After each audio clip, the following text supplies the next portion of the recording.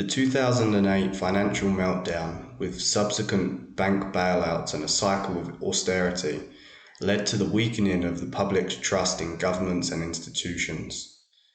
Bitcoin emerged as a response to this global crisis of legitimacy. Now, more than a decade later, the economic damage created by the pandemic has triggered a further breakdown of the system. As the Federal Reserve's infinite money printing creates high inflation, Bitcoin steadily increases its popularity as a safe haven. At the same time, as the old economy is being destroyed, the leading global institutions have stepped forward to reboot the entire system. The key organization, the World Economic Forum, also known as the WEF, with the theme of the Great Reset, prepares for the rollout of the central bank digital currencies, also known as CBDCs. A CBDC is a type of programmable new money, capable of tracking, monitoring, and controlling the flow of transactions. China has become the leading edge of its development. They have applied it to the creation of a social credit scoring system. In response to central banks creating their own digital currencies, the original cypherpunk and cryptographer Adam Back tweeted, "Humanity is at a tipping point. One path leads to dystopia, digital dark ages, neo-feudalism of well-meaning, but economically and socially confused plutocrats." Bitcoin is the main ray of light, a way to opt out of this central planner global surveillance state hellscape. Now, Bitcoin and CBDCs, two different types of digital currency with contrasting features, race toward a global adoption. The crux of this competition involves different visions of the world. The outcome of this race will determine the future of humanity. The crisis of legitimacy triggered by the financial panic of 2008 signaled the demise of the Western liberal democracy. This has begun to create a shift in the locus of authority in our society. The idea of democracy that inspired the birth of the United States was based on a humanistic worldview. The opening passage of the American Declaration of Independence affirms humanistic values with a belief in the critical value of individual autonomy. In the past, authority was placed in the gods and the sacred text. People sought answers from the external. They turned to religion, the Bible, and popes for their decisions. A move towards democracy brought a shift in values. It placed authority in human hands, putting emphasis on the individual. People who were seeking behavioral norms outside of themselves began to rely on their personal experience. Yuval Noah Harari, Israeli public intellectual and historian, talks about how, in the crisis of democracy, a threat to humanistic worldview is now emerging from laboratories and research departments in places like Silicon Valley. Harari, who is the lead advisor to Klaus Schwab, head of the WEF, points out ways in which science is challenging the story of humanism. He explains that scientists are saying there is no such thing as free will and that freedom is just another myth, an empty term that humans have invented. He defines feelings as biochemical processes of calculation and contends that there is no reason to consider them the highest authority in the world.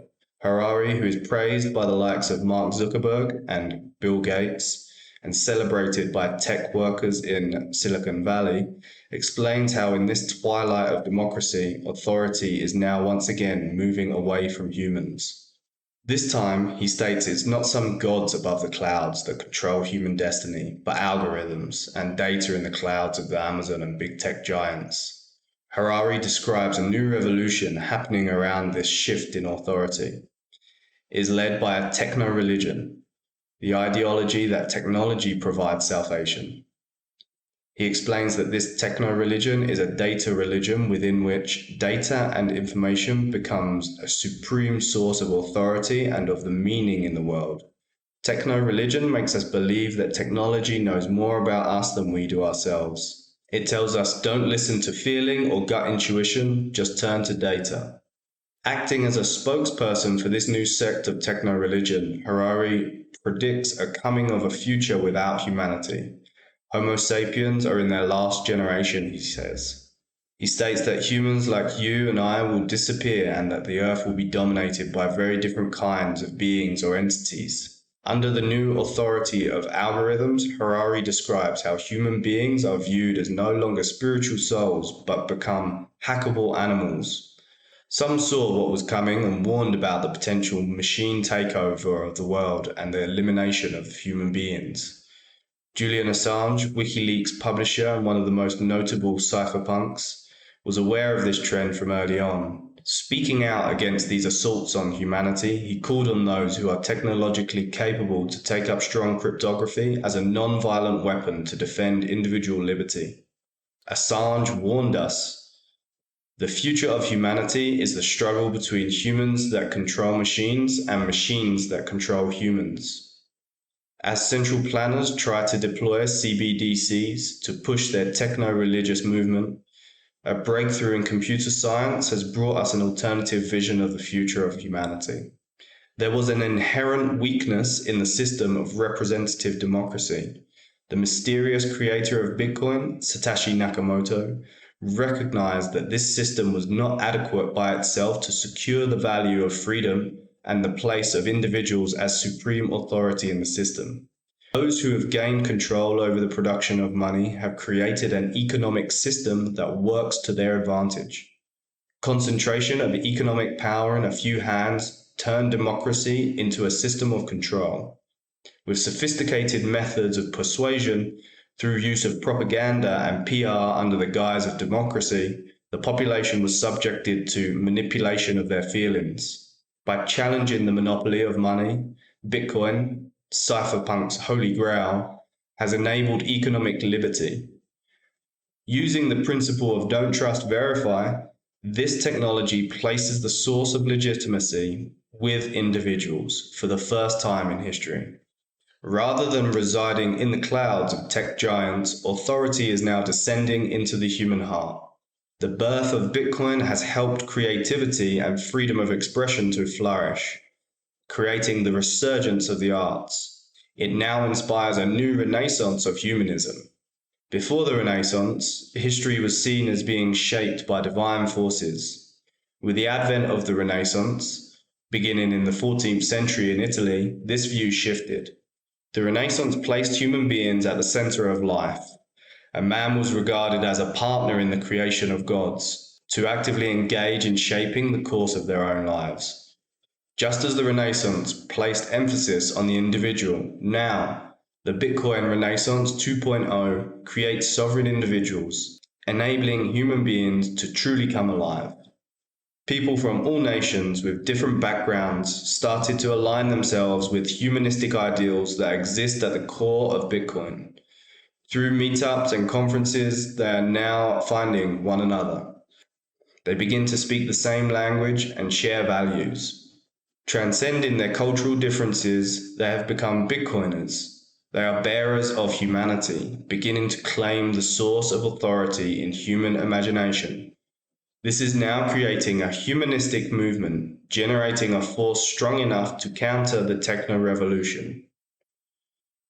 Between Bitcoin and CBDCs, we are now presented with a choice. Central bank digital currencies are centralized. They offer a promise of salvation through data religion, in which data/information in the clouds of big tech giants becomes a supreme source of authority.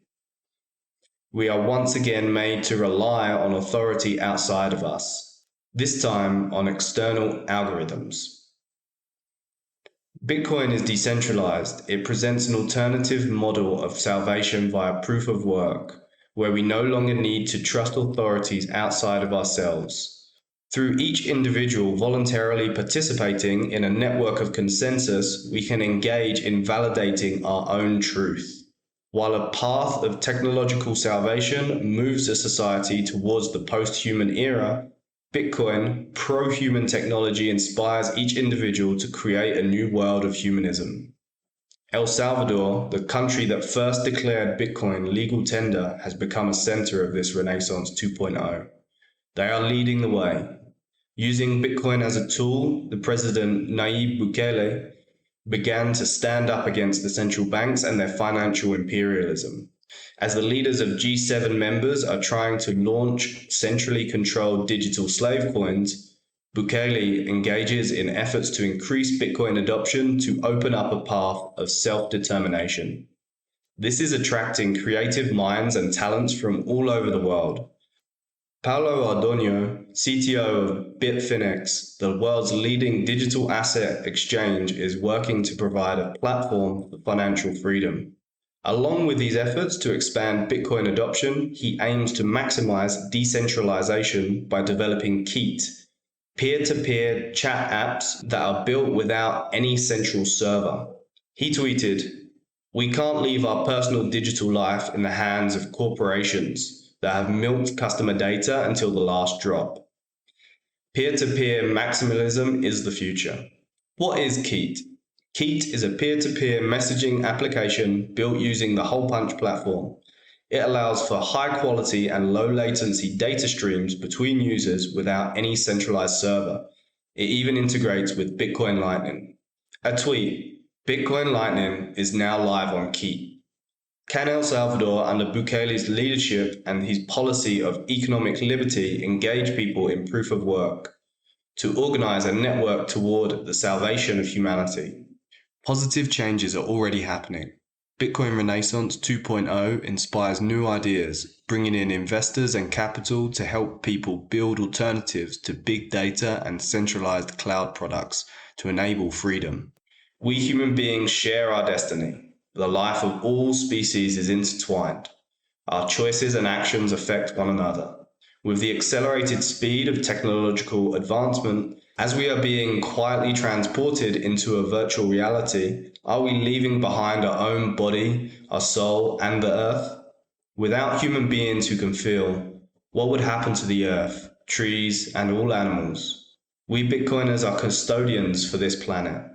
By practicing self-custody and running full nodes which maintain the ecosystem, we preserve the autonomy of individuals. We can work toward securing the future of humanity. A network of messiahs created through technologically empowered men and women coming together starts to form a formidable defense against the transhumanism agendas. Founder of MicroStrategy, Michael Saylor, noted, "Bitcoin is a swarm of cyber hornets, serving the goddess of wisdom, feeding on the fire of truth, exponentially growing ever smarter, faster, and stronger behind a wall of encrypted energy. Underneath the rubble of the dying world, a new web of life is emerging. It has begun to resuscitate the earth as a living organism. As the old fiat system begins to break down, creating chaos and destruction, a new continent starts to emerge. We are beginning to see the tale of the great turtle. The emergence of the future fifth world has begun. It is being made by the humble people of little nations, tribes, and racial minorities. You can read this on the earth itself. Plant forms from previous worlds are beginning to spring up as seeds. This could start a new study of botany if people were wise enough to read them.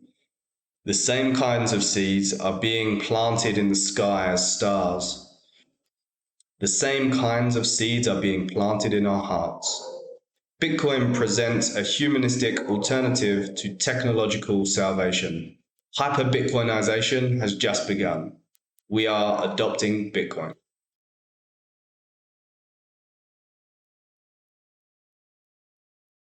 The dawn of new humanity is near. Hold on tight and hodl through the bear and bull cycle.